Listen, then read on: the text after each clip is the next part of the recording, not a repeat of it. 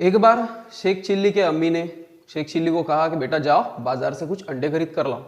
अब शेख चिल्ली बाजार गया अंडे खरीदने के लिए और अंडे खरीद कर जैसे ही वो वापस आ रहा था वैसे ही उसने एक बात सोची कि ये अंडे मैं लेकर जाऊंगा, उस अंडे से कुछ दिन मैं अगर उनका ख्याल रखूंगा तो उन अंडों से चूजे निकलेंगे, वो आगे जाके मुर्गियां बन जाएंगी, वो मुर्गियां फिर से अंडे देने लगेंगी, फिर से उस अंडे को और ख्याल रखूंगा तो और मुर्गियां हो जाएगी और फिर अंडे, फिर मुर्गी, फिर अंडे, और ऐसा करते करते मैं बहुत ही अमीर आदमी हो जाऊंगा। पूरे मुर्गियां और अंडे जब बेचूंगा तो बहुत ही अमीर इंसान मैं बन सकता हूँ। और ऐसे ही ख्यालों में खोया हुआ रहते हुए वह जैसे ही रास्ते से जा रहा था अचानक उसका ध्यान गया नहीं कि रास्ते पर गड्ढा है और उस गड्ढे में उसका पैर अटक गया और वो गिर गया और जो अंडे लाए थे वो अंडे भी चले गए, उसके साथ उसका सपना भी चले गया। अब इस बात से, इस छोटी सी कहानी से हमको क्या सीख मिलती है? अब शेख चिल्ली अगर प्रेजेंट में रहता था, वो अगर फ्यूचर का ना सोचते हुए अभी प्रेजेंट का सोचता था कि मुझे जो काम दिया गया है कि ये अंडे मुझे घर तक पहुंचाने हैं बाजार से, तो बस उसका वही काम वो सक्सेस हो जाता था। उसका नुकसान तो वो फ्यूचर का तो गया ही गया, बट साथ में उसके प्रेजेंट में जितने रुपए के उसने वो अंडे लिए होंगे वो अंडे का खर्च भी उस पर पड़ गया, उतना भी नुकसान उसका हो चुका था।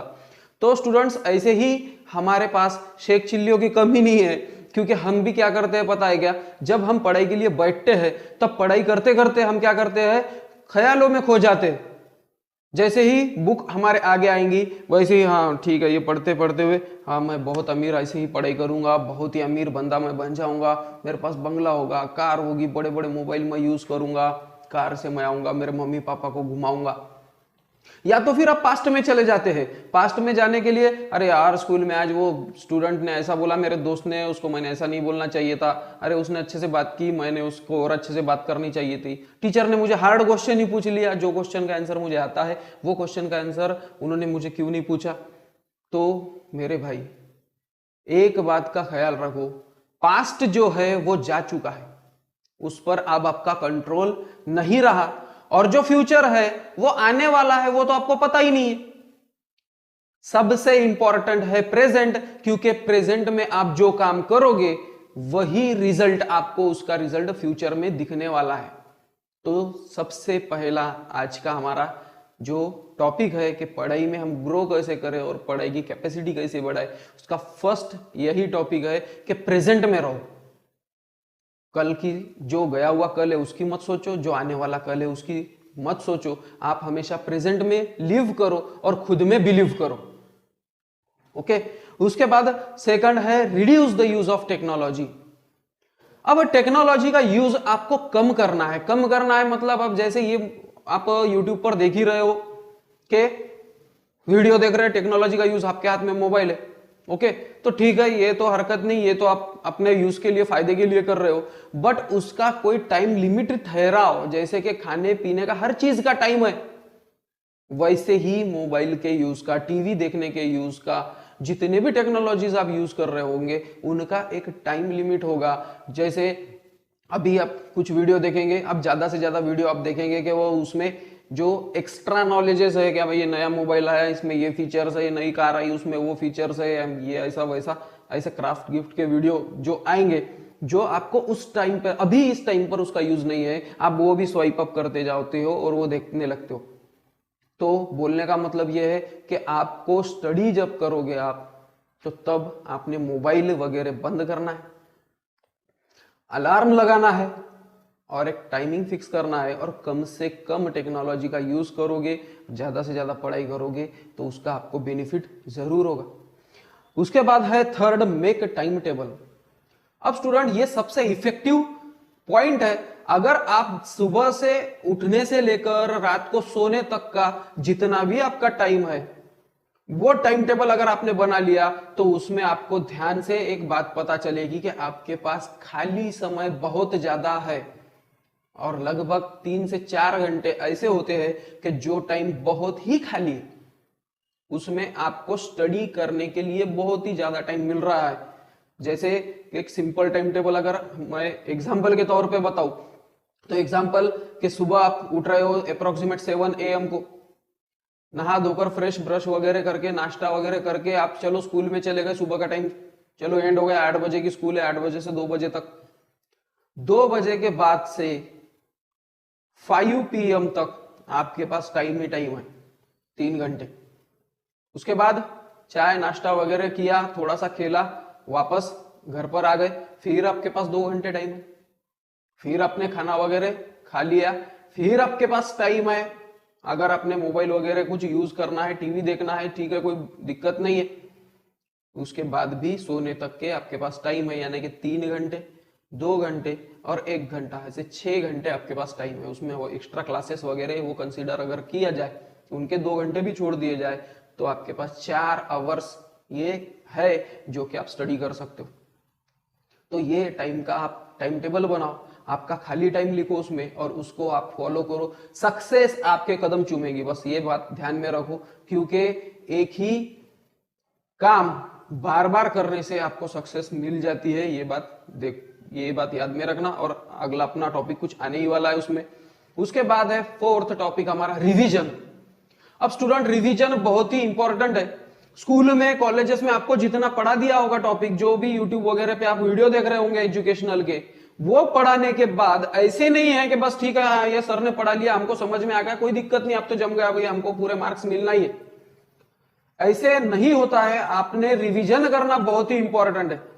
मैथ्स के आपको कुछ फॉर्मूला वगैरह बताए, कुछ शॉर्ट ट्रिक्स बताए, वो उसमें प्रॉब्लम चेंज करो, क्वेश्चन चेंज करो और उसको आप सॉल्व करके देखो, आपको कोई दिक्कत ही नहीं। वो हो गई आपकी रिवीजन। स्कूल में कॉलेजेस में जितना पढ़ा, जो भी सब्जेक्ट है, वो घर पर आके पढ़ो और उसमें जो क्वेश्चन होंगे वो क्वेश्चन टीचर को पूछो। अगर आपको वो क्वेश्चन के आंसर नहीं आते होंगे तो यही है हमारा नेक्स्ट टॉपिक कि डोंट अफ्रेड आस्किंग। पूछने में आप डरो मत। मुझे कमेंट सेक्शन में क्वेश्चन आते हैं स्टूडेंट्स के कि ऐसे ऐसे प्रॉब्लम है, मैं उनको बताता हूँ कि ये आपने जो प्रॉब्लम लिखा हाफ लिखा है, इसमें ऐसे ऐसे कुछ ना कुछ तो भी चाहिए था। हाँ ठीक है, ये प्रॉब्लम लिखा, ये लेसन का है, इसका आंसर ये होना चाहिए।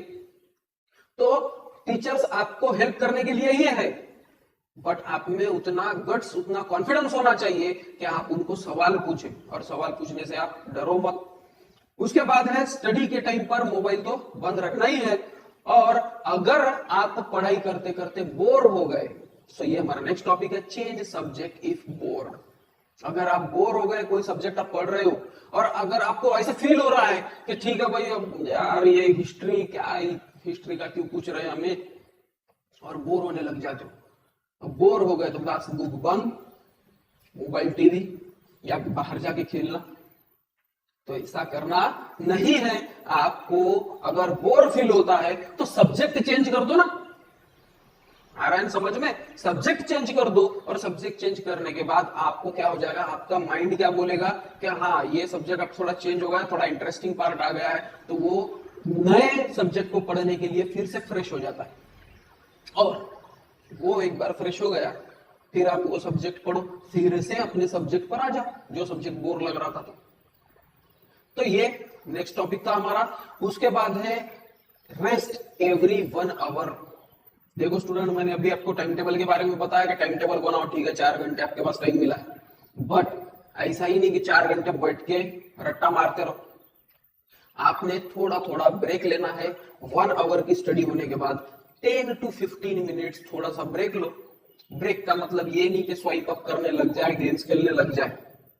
ब्रेक का मतलब ये है कि 10-15 मिनट जाओ, उठो, पानी पी कर आओ, थोड़ा सा टहलो, थोड़ा सा उठकर अपने मम्मी पापा के पास जा सकते हो, बस इतना ही। 10 से 15 मिनट्स का ब्रेक। ब्रेक ऐसा नहीं कि 1 घंटे की पढ़ाई 1.5 घंटे का ब्रेक, वैसा अच्छी बात नहीं होगी, क्योंकि पढ़ाई रह जाएगी जगह पर, ब्रेक में ही पूरा दिन निकल जाएगा। उसके बाद है स्टे फुल एंड हाइड्रेटेड। आपको पता होगा कि गाड़ी है, मोबाइल है, मोबाइल को चार्जिंग चाहिए होती है, गाड़ी को पेट्रोल चाहिए होता है, वैसे ही हमें खाना चाहिए होता है। अगर हमारे बॉडी में खाना अच्छे से रहा, भरपेट हमने खाना खाया और अच्छी तरह से पानी पीकर है, हमारे पानी की बोतल हमारे साथ रहनी चाहिए, तो हम पढ़ाई में कंसंट्रेट कर सकते हैं। बिना खाने के, बिना पानी के बॉडी, ये आपका जो ब्रेन है, ये आपका साथ नहीं देता। ब्रेन हमेशा वही सोचते रहता है कि भाई ठीक है, खाना क्या बना होगा, खाना कब खाओ, और भूख हाथ में, तो ये भी अच्छी बात नहीं है। हाइड्रेटेड रहना है, अच्छी तरह से पानी वगैरह की बोतल अपने साथ रखनी है, और खाना ऐसे खाना है कि जो फ्रेश हो। आपको टेस्टी या ज्यादा शुगर वाला खाना नहीं खाना है। टेस्ट पे ध्यान मत दो, ध्यान दो तो उसके न्यूट्रिशन पर, उसके हेल्थ पर, क्या हमारे हेल्थ पर कोई इफेक्ट पड़ेगी। ज्यादा शुगर वाला खाना अगर आप खाओगे तो क्या होगा, ज्यादा शुगर का खाना खाने से हेल्थ पर उसका असर पड़ता है और आलस आता है इंसान में। और शुगर ये बैड इफेक्ट अपने बॉडी पर पड़ती है और फिर नींद आने लगती है, इसलिए ज्यादा शुगर भी खाना अच्छी बात नहीं। उसके बाद है सिंपल टू कॉम्प्लेक्स स्टेप पर जाओ। सबसे पहले ऑब्जेक्टिव सॉल्व करने की कोशिश करो। ऑब्जेक्टिव मतलब फिलहाल हो गए, टेलर हो गए, चूज द करेक्ट ऑप्शन हो गए, फाइंड द वर्ड बनाओ। उसके बाद फिर वन सेंटेंस के आंसर्स कराओ, उसके बाद शॉर्ट नोट्स कराओ, और उसके बाद जो डिस्क्रिप्शन के एग्जांपल्स है, बड़े बड़े एग्जांपल्स है, उस पर जाओ। आगे सिंपल टू कॉम्प्लेक्स पार्ट अगर जाओगे तो कॉन्फिडेंस बढ़ेगा, आपका कॉन्फिडेंस बढ़ने लगेगा। छोटे छोटे जब आगे तो छोटे छोटे बात करेंगे, कंबाइन अगर आपने कर दिया तो बड़ा क्वेश्चन आंसर है। आगे समझ में ये टेक्निक से अगर आप गए तो आप बहुत ही जल्दी सक्सेस की तरफ पहुंच जाओगे और आपको सब्जेक्ट की जो पढ़ाई है वो इंटरेस्टिंग लगने लगेगी। इसके बाद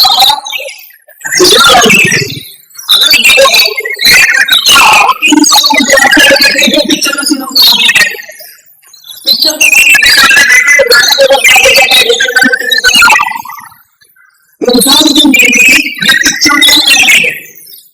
हमें पिक्चर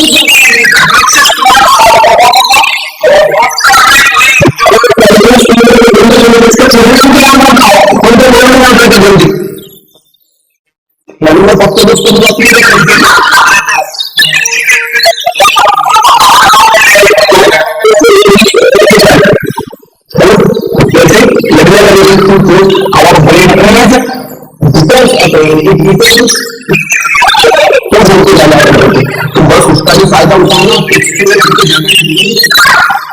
हमको पिक्चर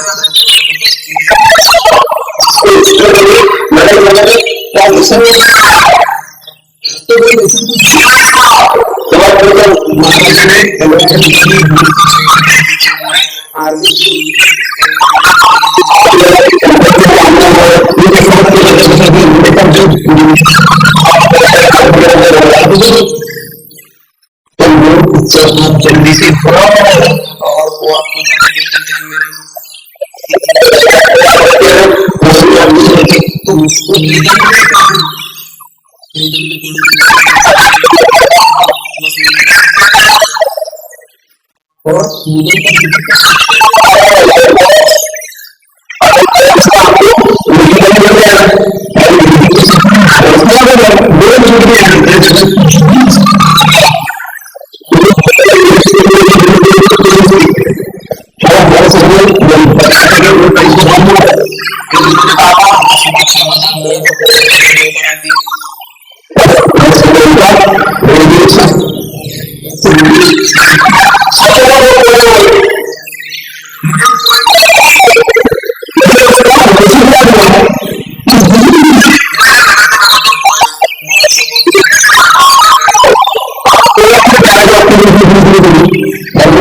भी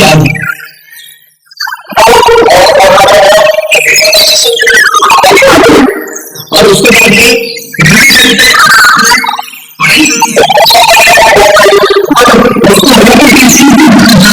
ऐसे भी जब ठीक अच्छे से बोलना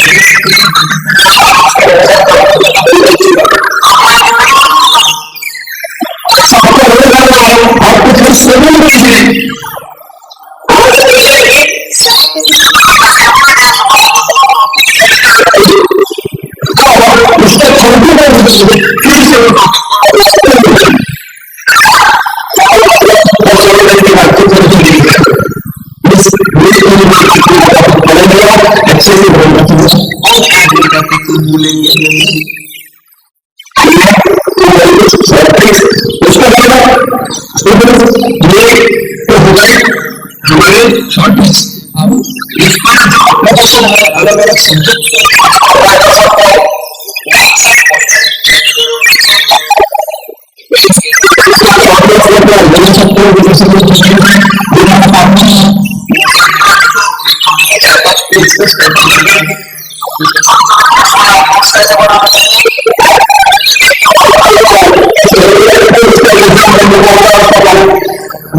उसके क्वेश्चन सेंस करना है।